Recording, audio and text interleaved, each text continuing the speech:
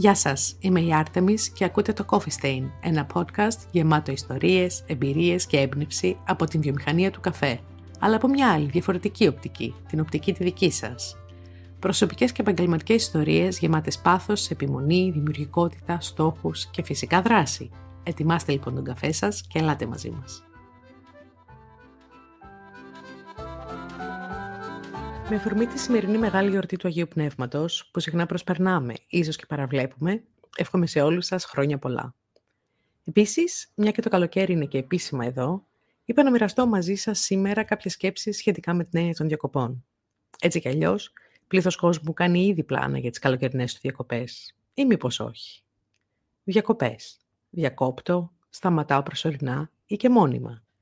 Κόβω τη ροή μιας πορείας, μιας δραστηριότητας, δημιουργώ ένα κενό. Και σε ποιο σύμπαν μπορεί να είναι αυτή η έννοια καλή? Να διακόπτω, να σταματάω τη ροή των πραγμάτων, να κόβω ένα νήμα.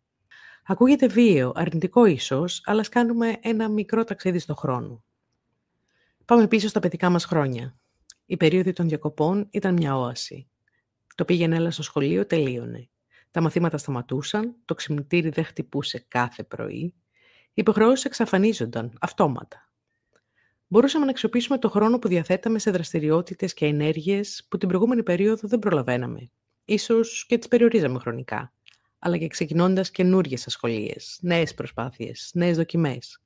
Αφήναμε το σώμα και το μυαλό μας να σκεφτεί και να κινηθεί χωρίς περιορισμούς, να πειραματιστεί και να δοκιμάσει. Αφιερώναμε περισσότερο και ουσιαστικότερο χρόνο σε φίλους, συγγενείς, αλλά και στον εαυτό μας. Δεν ξυπνούσαμε νωρίς το πρωί, εκτός κι αν το θέλαμε, γιατί είχαμε κανονίσει μια περιπέτεια. Κοιμόμασταν το μεσημέρι, κάναμε ποδήλατο όλη την ημέρα, κολυμπούσαμε σε θάλασσες, λίμνες, ποτάμια, κάναμε βόλτα στο βουνό. Ανεβάζαμε δικά μας θεατρικά, μαθαίναμε νέα παιχνίδια, διαβάζαμε βιβλία που δεν έπρεπε, αλλά που θέλαμε, τρώγαμε παγωτό. Σας ταξίδεψα λίγο, σας έκανα λίγο να χαμογελάσετε. Πιο πολύ σαν μια υπενθύμηση είναι αυτό το ταξίδι και όχι ταξίδι αυτό καθ' αυτό. Οι τωρινές ενήλικες διακοπές μας, αν υποθέσουμε πως είναι πραγματικότητα, κατάντησαν ένα πρέπει. Μια στρεσογόνα διαδικασία με τρελό προγραμματισμό και έλλειψη ελευθερίας και διακοπής. Έγιναν μια εργασία που πρέπει να εκτελέσουμε με επιτυχία. Και όχι μόνο να εκτελέσουμε, αλλά να πάρουμε και καλό βαθμό, παρουσιάζοντάς την στο κοινό, το ευρύ, το περίεργο και κριτικό κοινό, που ελπίζουμε να μας βάλει και καλό βαθμό. Οι διακοπές έγιναν performance. Χάσαμε την αθωότητα του τίποτα. Του να κάθομαι στη βεράντα και να κοιτάω το κενό. Του να διαβάζω το ίδιο βιβλίο για 3 ώρες κάτω από ένα δέντρο. Του να κολυμπάω χωρίς να τραβάω βίντεο, αλλά να παρατηρώ αληθινά το βυθό, χωρίς να σκέφτομαι τι θα κάνω μετά. Μπορούμε αλήθεια να επιστρέψουμε σε εκείνη την αυθεντική διακοπή, την τέχνη του αληθινού διακόπτω? Και για να είμαστε ειλικρινείς, η απάντηση δεν νομίζω ότι είναι στο χώρο, αλλά στο χρόνο.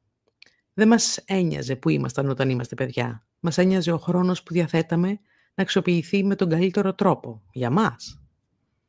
Και δεν είναι το τίποτα, δεν είναι η απουσία δράσης.